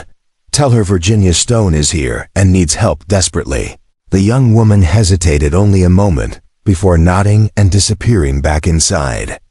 Voices murmured in rapid Cantonese, then footsteps approached.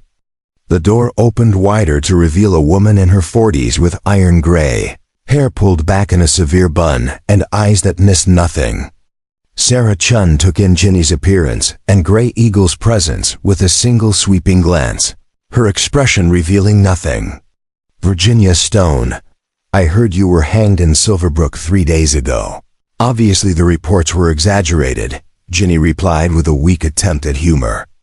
"May we come in?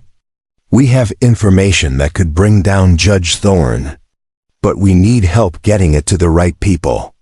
Sarah's eyes narrowed at the mention of Thorne's name, and something cold and hard flickered across her face. She stepped back, opening the door wider. "Come in quickly, before someone sees you. And your Comanche friend, he stays out of sight. If my neighbors see me harboring an Indian, They'll burn this place down before asking questions. They hurried inside. And Sarah led them through a kitchen where two Chinese women were preparing food. Past a common room where several boarders sat reading or playing cards. And up a narrow staircase to a small room under the eaves. She closed the door firmly and lit a lamp, then turned to face them with arms crossed. "Talk fast," she said bluntly. "What information do you have, and why should I risk everything I've built to help you?" Ginny pulled the documents from their hiding place and spread them on the small table, her hands trembling slightly from exhaustion and nervousness. "This ledger details every bribe Thorn has paid, every witness he's bought, every property he's stolen over the past 2 years. And this journal belonged to my father. He documented the threats Thorn made, the attempts to force him off our land. Together, they prove a pattern of corruption and murder that reaches from Silverbrook to Washington." Sarah Chun examined the documents with careful attention. She read several pages of the ledger, her expression growing darker with each entry. When she reached the notation about the fire that killed Daniel Westwood and Deputy Merrick, her hands clenched into fists. "Thorn tried the same thing with me," she said quietly, her voice tight with controlled rage. "Offered to buy my property for a fraction of its value, then sent men to threaten me when I refused. They set fire to my stable, killed my horses, left a note saying next time it would be the main house with me inside. I went to the Marshal, to the territorial governor, even tried to file a federal complaint. Nothing happened because Thorn owns them all." She looked up at Ginny and Grey Eagle, her eyes now showing the faintest hint of hope mixed with deep skepticism. "You say you want to bring this to Andrew Blackwood, the federal prosecutor. What makes you think he's any different from the others?" "We don't know that he is," Ginny admitted honestly. "But a Pinkerton detective risked his cover to tell us that Blackwood has been trying to investigate Thorn for months. He's apparently one of the few honest officials in the territory. And right now, he's our only chance." Sarah was silent for a long moment, weighing risks and possibilities. Finally, she nodded slowly. "I know Blackwood slightly. He's bought supplies from my store, always paid fair price, always treated my workers with respect when other whites ignored them, or worse. I've heard he turned down a bribe from a mining company last year, which cost him politically. Maybe he is honest, or maybe he's just better at hiding his corruption. Will you help us reach him?" Grey Eagle asked, speaking for the first time since entering the room. Sarah studied him with frank curiosity. "You're the Comanche warrior who offered to hang in her place. The story has spread all across the territory. Some say you're a savage who should be shot on sight. Others say you're a hero who showed more honor than any white man in Silverbrook. I am a man who keeps his debts and fights for justice," Grey Eagle replied simply. "The rest is just words spoken by people who do not know me." Sarah smiled slightly, the first genuine warmth she had shown. "Fair enough. I'll send a message to Blackwood's office first thing in the morning. Arrange a meeting somewhere discreet. Meanwhile, you both need food, rest, and clean clothes." The food Sarah brought was simple but seemed like a feast to their starved bodies. Rice and vegetables, fresh bread, and strong tea that warmed them from the inside out. They ate in silence, too hungry for conversation, until their stomachs were finally satisfied and exhaustion could no longer be denied. Grey Eagle positioned himself near the door, his knife within easy reach, while Ginny collapsed onto the narrow bed. She was asleep within seconds, her breathing becoming deep and regular. Grey Eagle remained awake, keeping watch through the long hours of darkness. Morning came with the sound of church bells ringing across Helena. Sarah appeared with fresh clothes for both of them, simple and practical garments that would allow them to move through the town without drawing attention. For Grey Eagle, she had found a long coat and hat that would partially conceal his features and long hair. "Blackwood sent word back," Sarah said as they dressed. "He'll meet you at noon at the old mission church on the north edge of town. It's abandoned now. Been that way for years since the congregation moved to a bigger building downtown. Nobody goes there anymore. which makes it perfect for a discreet meeting. The hours until noon crawled by with agonizing slowness. Ginny reviewed the documents one final time, organizing them in order of importance. Gray Eagle checked and rechecked his knife, his body tense with anticipation. Finally, as the sun reached its zenith and church bells began to ring across the town, they left Sarah Chun's boarding house through the back door and made their way carefully through Helena's streets. Sunday morning meant fewer people on the roads, which worked in their favor. The old mission church stood alone on a slight hill, its white paint peeling and windows broken, surrounded by overgrown grass and weeds. The building looked sad and abandoned, a relic of earlier times. They approached cautiously, Gray Eagle scanning for signs of ambush while Ginny clutched the documents. The church appeared empty, its door hanging ajar inside. The space was dim and dusty, light filtering through broken windows and solid beams. The pews had been removed long ago, leaving only bare floors and the skeleton of an altar. And standing near that altar were two men. The first was tall and lean, perhaps 50 years old, with silver hair and a face carved from granite. He wore a simple black suit and carried a leather document case. His eyes were the palest blue Ginny had ever seen, radiating intelligence and intensity. The second man was younger, maybe 30, with spectacles and ink-stained fingers. He carried a portable writing desk and stood slightly behind the older man. "Miss Virginia Stone," the older man said, his voice deep and resonant. "I am Andrew Blackwood, United States Federal Prosecutor for Montana Territory. This is my clerk, Jonathan Mercer.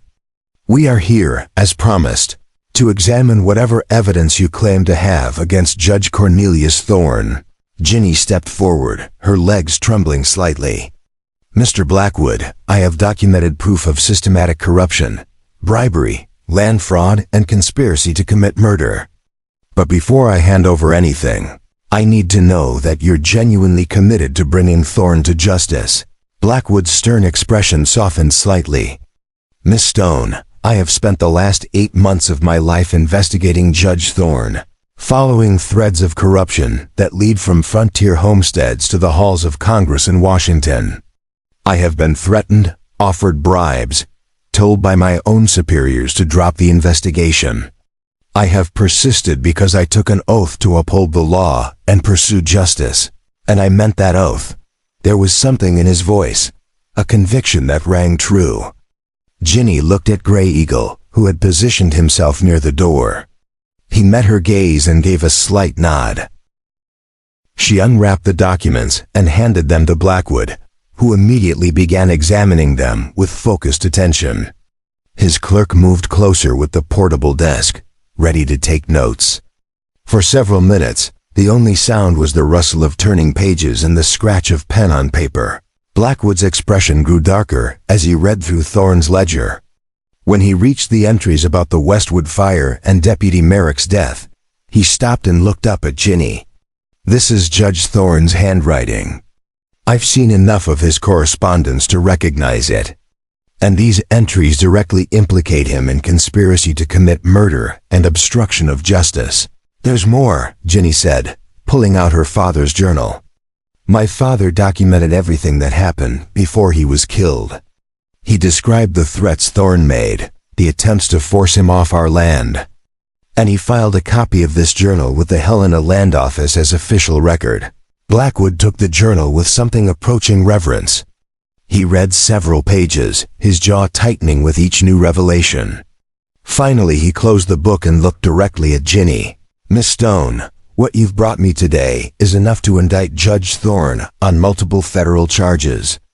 This is, without exaggeration, the most significant evidence of territorial corruption I have ever seen. But I need you to understand something very important." He paused, choosing his words carefully. "The moment I file these charges, you and your companion will become the most important witnesses in a federal case. You will both be in extreme danger from people who have enormous wealth and power to lose." "We understand the risks," Ginny said firmly. "We've been running for our lives for days. Whatever happens to us, At least this evidence will survive. At least the truth will have a chance to be heard. Blackwood turned to Grey Eagle. And you, Mr. Grey Eagle, you're wanted for escape from custody, for assault of federal deputies. Even if we bring Thorne down, you'll still face significant legal jeopardy. Grey Eagle stepped forward. I am Comanche warrior. I have fought your soldiers, defended my people's land. But I understand that sometimes individual sacrifice is necessary for larger good. If my testimony helps remove corrupt men from power, then I will face whatever consequences come. Something in his statement moved Blackwood. The prosecutor extended his hand, and Grey Eagle took it. They shook firmly. Two men from different worlds united in commitment to justice. Here's what happens next, Blackwood said. I'm placing you both in protective custody immediately. Not in the regular jail where Thorne's people could reach you, but in a secure location known only to myself and trusted federal marshals. You'll remain there while I prepare the case for the grand jury. 2 weeks, maybe 3, Ginny felt tears of relief. Thank you for believing us. Thank you for surviving long enough to bring me this evidence, Blackwood replied. You've shown remarkable courage. Now let us finish what you've started. 6 weeks later, Judge Cornelius Thorne sat in a federal courtroom in chains, his empire crumbling as witness after witness testified to his crimes. Marshal Owen Pritchard had been captured at the Canadian border. Dozens of other officials were under investigation. Ginny testified for 3 days, her voice never wavering as she described the fire that killed her brother, the fraudulent trial, the systematic theft. Grey Eagle testified for 2 days, his quiet dignity providing crucial corroboration. The verdict was unanimous on all counts. Guilty of conspiracy, bribery, obstruction of justice, conspiracy to commit murder. Judge Cornelius Thorne was sentenced to 20 years in federal prison. More importantly, the trial exposed the corrupt system that had allowed such criminality. Laws were reformed, oversight increased, and the message sent clearly that federal authority would not tolerate such blatant corruption. Ginny stood on her father's land, watching workers rebuild the homestead that had burned. The territorial court had restored her claim with financial compensation. It wasn't enough to replace what was lost, but it was justice. Grey Eagle approached on horseback, having spent the past month with his people. The charges against him had been reduced significantly, and he had been granted special status, allowing him to move between Comanche lands and white settlements without restriction. The house looks good, he said, dismounting beside her. Your brother would be proud. It's not just my house anymore, Ginny replied, turning to face him with a smile. I was thinking it could be ours, if you wanted. A place where both our peoples could meet, trade, learn from each other. Grey Eagle was silent, his dark eyes searching hers. You would share your home with Comanche warrior? Risk the anger of your neighbors? I would share my life with a man who sacrificed everything to save mine, Ginny said firmly. A man who showed me that courage and honor aren't defined by skin color or culture, but by the choices we make when everything is at stake, he smiled, a genuine expression of joy. Then I accept. We will build something new here, something that honors both our peoples and everything we fought for. As the sun set over the Montana mountains, painting the sky in gold and crimson, two people who had survived at impossible odds stood together on reclaimed land. Planning a future neither had thought possible, the marshal had ordered her hanged. But a warrior had roared his defiance and changed both their destinies. Now they would build something from the ashes, a home where justice and honor mattered more than power and greed. And in the end, that was the greatest victory of all. Up next, you've got 2 more standout stories right on your screen. If this one hit the mark, you won't want to pass these up. Just click and check them out. And don't forget to subscribe and turn on the notification bell so you don't miss any upload from us.